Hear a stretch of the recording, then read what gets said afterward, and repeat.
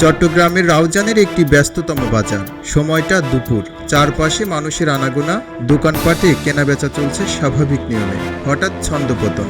মুখে কালো কাপড় বাঁধা অবস্থায় সিএনজি থেকে নেমেই শটগান হাতে গুলি ছুটতে থাকে একজন। পুরো ঘটনাটি ধরা পড়ে সিসিটিভি ক্যামেরায়।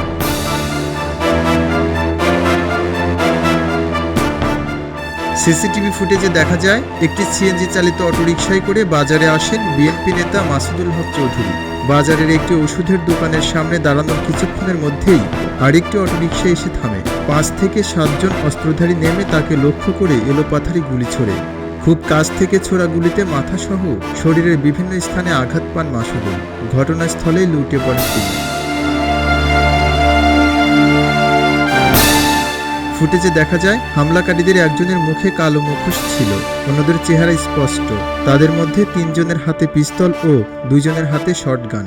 গুলি ছুটতে ছুটতে তারা চিৎকার করে লোকজনকে দূরে সরে যেতে বলে এবং দোকানপাট বন্ধ করতে বলে। শনিবার দুপুরে রাউজান উপজেলার পাহাড়তলী ইউনিয়নের চৌমোহনী বাজারে এভাবেই খুন হন রাঙ্গুনিয়া উপজেলার যুবদলের জ্যেষ্ঠ যুগ্ম আহ্বায়ক মাসুদুল হক চৌধুরী। নিহত মাসুদুল রাঙ্গুনিয়ার বেতাগী ইউনিয়নের বাসিন্দা। আসন্ন ইউনিয়ন পরিষদ নির্বাচনে চেয়ারম্যান পদে প্রতিদ্বন্দ্বিতার প্রস্তুতি নিচ্ছিলেন বলে জানিয়েছে তার পরিবার। রাউজান থানার ওসি সাইফুল ইসলাম জানান, হত্যাকাণ্ডে জড়িত 3 থেকে 4 জনের পরিচয় আমরা শনাক্ত করতে পেরেছি। তারা রাউজানের বাসিন্দা। তাদের গ্রেফতারে অভিযান অব্যাহত রয়েছে। প্রকাশ্য দিবালোকে জনবহুল বাজারে সংগঠিত এই হত্যাকাণ্ড নতুন করে প্রশ্ন তুলেছে আইনশৃঙ্খলা পরিস্থিতি এবং অপরাধীদের বেপরোয়া কর্মকাণ্ড নিয়ে। হত্যার নেপথ্যের কারণ উদ্ঘাটন এবং জড়িতদের দ্রুত গ্রেফতারের দাবি জানিয়েছেন স্থানীয় বাসিন্দারা।